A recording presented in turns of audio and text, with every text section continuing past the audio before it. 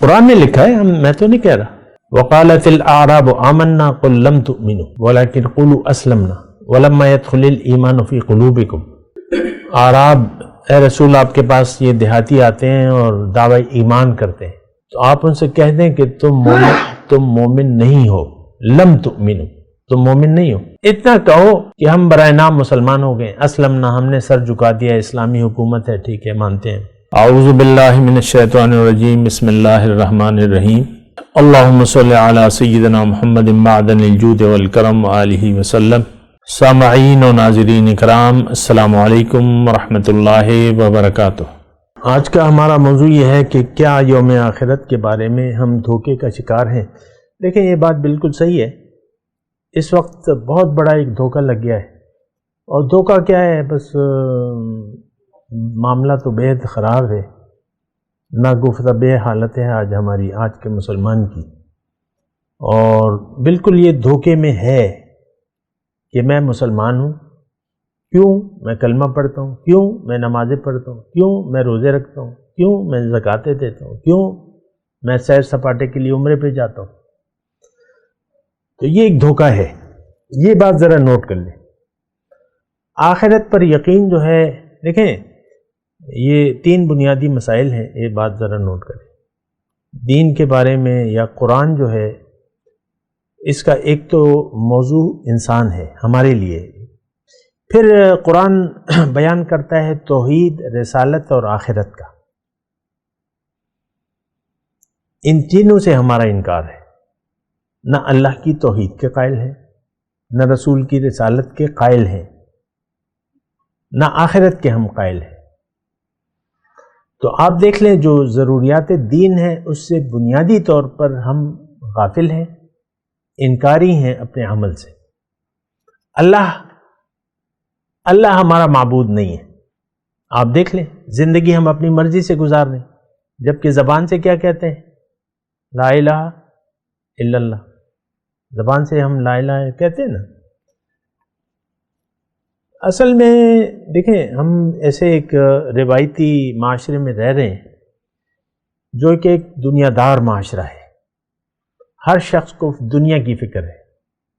آخرت پر اس معاشرے کا، خصوصاً جو نام لیوا ہے اسلام کا، اس کا آخرت پر یقین نہیں ہے۔ دیکھیں، یہ تینوں بنیادی عقائد جو ہیں، ہم عملی طور پہ اس سے انکاری ہیں۔ توحید میں نے آپ کو بتایا نا، کلمے کا مطلب بھی ہمیں نہیں پتہ، کلمے کا مطلب ہم نہیں جانتے۔ 2 پیسوں کا جھگڑا ہوگا، آپ جلدی کلمہ پڑھ لیں گے۔ آپ دیکھ لیں، بعض اوقات کلمے کو بڑے قسمیں کھاتے ہیں، اللہ کی قسم اور رسول کی قسم اور کلمے کی قسم۔ کوئی 2 پیسوں کا جھگڑا ہو جائے یا ادھر ادھر بات ہو جائے تو بس جلدی سے کلمہ پڑھ کے۔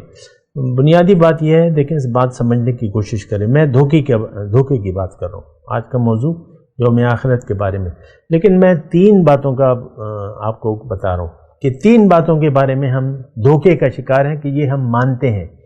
ان میں سے ایک ضرورت دین کو بھی ہم نہیں مانتے، نہ توحید کی حقیقت سے ہم آگاہ ہیں، نہ ہونا چاہتے ہیں، اور اگر آپ کو کوئی بتا بھی دے پھر بھی آپ کہتے ہیں نہیں، بس اور لوگ نہیں کر رہے تو میں بھی نہیں کروں گا۔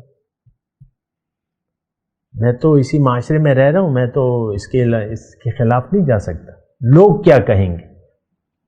میں اگر اپنی روایت بدل لوں یا اپنے اندر انقلاب لے آؤں تو پھر لوگ کیا کہیں گے؟ میری کیا حیثیت رہ جائے گی؟ یہ ایک بہت بڑا مسئلہ ہے۔ بہرحال، میں توحید اور رسالت، دیکھیں پیغمبر کیوں آتا ہے؟ یہ اللہ تعالیٰ نے قرآن میں فرمایا کہ ما ارسلنا من رسول الا لیطاع باذن اللہ، میں نے کوئی رسول نہیں بھجوایا لیکن اس لیے کہ اس کی اطاعت کی جائے، اس کی بات مانی جائے، اس کا اتباع کیا جائے۔ تو رسول کا اتباع تو نہیں ہے، ہم رسول کے راستے پر تو نہیں ہیں، ہم تو منچاہی زندگی گزار رہے ہیں۔ ہمارے اخلاق جو ہیں وہ ہماری مرضی ہے، ہمارے اخلاق، رسول کے اخلاق ہمارے نہیں ہیں۔ کم از کم رسول کے اخلاق قرآن تھا۔ امی عائشہ کے پاس ایک صاحب تشریف لائے اور پوچھا کہ امی جان، کیف کان خلق رسول اللہ صلی اللہ علیہ وسلم، رسول صلی اللہ علیہ وسلم کے اخلاق کیسے تھے؟ تو انہوں نے سائل سے پوچھا کہ کیا تم نے قرآن کو نہیں پڑھا ہے؟ ان کا پڑھا ہے. کانا خلقہ القرآن، ان کے اخلاق تو قرآن تھے. قرآن پر ہمارا یقین نہیں ہے تو ہم اپنے اخلاق کو قرآن کے مطابق کیسے بنائیں گے؟ قرآن تو آپ کو پتہ ہے کہ ہم تو محدود کر دیا ناظرہ تک. بچے کو ناظرہ پڑھانا ہم فرض سمجھتے ہیں. بس بات ختم ہو جاتی ہے، فل سٹاپ. اس کے بعد نہ آپ پڑھتے ہیں قرآن نہ بچہ پڑھتا ہے. تو دیکھیں یہ تین جو بنیادی میں آپ کو بات بتا رہا ہوں کہ اس دھوکے سے نکلیں کہ میں مسلمان ہوں. آپ مسلمان نہیں ہیں، حقیقی نہیں ہے، زبانی ہے. زبان سے کہہ بھی دیا لا الہ تو کیا حاصل، دل و نگاہ جو مسلمان نہیں تو کچھ بھی نہیں. تو دیکھیں بات کرنے سے تو کچھ بھی نہیں ہوتا. آپ گاڑی کے ایک شو روم میں چلے جائیں، ایک گاڑی آپ پسند کر لیتے ہیں اور مینیجر کو کہتے ہیں گاڑی مجھے پسند ہے، میں نے لے لی. تو کیا وہ آپ کو گاڑی کی چابی دے دے گا اور بغیر کسی فردر پروسیجر کے آپ گاڑی لے جائیں گے وہاں سے؟ مثال کی بات کر رہا ہوں. کھانا کھاتے ہیں ہوٹل میں جا کے، کھانا یار بڑا مزے کا تھا اور پھر ایسے چل دیتے ہیں بل دیے بغیر. پھر تو آپ کو برتن دھونے پڑیں گے اگر آپ پیسے نہ دیں. تو دیکھیں یہ دھوکے میں نہ آئیں، اس کے بارے میں سوال کریں، خود سمجھیں. زبان سے کچھ بھی نہیں ہوتا. قرآن میں لکھا ہے، میں تو نہیں کہہ رہا. وقالت الاعراب آمنا قل لم تؤمنوا ولكن قولوا اسلمنا ولما يدخل الايمان في قلوبكم. اعراب، اے رسول آپ کے پاس یہ دیہاتی آتے ہیں اور دعوی ایمان کرتے ہیں تو آپ ان سے کہہ دیں کہ تم مومن نہیں ہو. لم تؤمنوا، تم مومن نہیں ہو. اتنا کہو کہ ہم برائے نام مسلمان ہو گئے، اسلمنا ہم نے سر جھکا دیا، اسلامی حکومت ہے، ٹھیک ہے مانتے ہیں. اور مومن اس لیے نہیں ہو کہ تمہارے دل میں یقین نہیں ہے، تمہارے دل میں یقین نہیں ہے. اور ایمان کا تو دیکھیں واضح مطلب ہے، دل سے یقین کا نام ایمان ہوتا ہے، یقین ہوتا ہے. آپ ایمان مفصل اور ایمان مجمل کو دیکھ لیں. اقرار باللسان و تصدیق بالقلب کہتے ہیں نا آپ، کہ میرا زبان سے تو اقرار ہے لیکن میں دل سے یقین کرتا ہوں. تو دل سے یقین کے بغیر ایمان ہو ہی نہیں سکتا. اس کا مطلب کیا ہوا؟ جب آپ کا ایمان نہیں ہے تو آپ کی نمازیں جو بھی ہیں وہ روایات ہیں، اور اللہ تعالیٰ نے دوزخ کی خوشخبری دی ہے ایسے نمازیوں کو جو نماز کی حقیقت سے غافل ہیں، جو نماز کے مقصد سے غافل ہیں. سورہ ماؤن پڑھ لیں. وَوَيْلٌ لِّلْمُصَلِّينَ الَّذِينَ هُمْ عَنْ صَلَاتِهِمْ سَاهُونَ الَّذِينَ هُمْ يُرَاؤُونَ. ویل دوزخ ہے. دوزخ کا ایک گڑھا ہے، حضور نے اس کی تفصیل فرمائی ہے. ویل جو ہے دوزخ کا ایک گڑھا جس سے دوزخ روزانہ 70 بار پناہ مانگتی ہے. تو نمازیوں کے لیے مسلین لفظی ترجمہ دیکھ لیں، اس میں تفصیل کی ضرورت ہی نہیں ہے. نمازیوں کے لیے دوزخ ہے جو اپنے نماز کے مقصد سے غافل ہیں اور یہ ریاکار ہیں. تو مسئلہ جو ہے میں آپ کو یہی بات بتا رہا ہوں کہ دیکھیں یہ ہماری جو روایات ہیں، یہ وہ پشتو میں ایک مثال ہے اچھی ہے کہ ہندوستڑ خدای ناراض. ہندو جاتے ہیں نا مندر تو اللہ تو راضی نہیں ہوتا. تو ہندو جاتے ہیں وہاں کیا ہے، بت کو سمجھتے ہیں کہ اس بت میں کچھ ہے،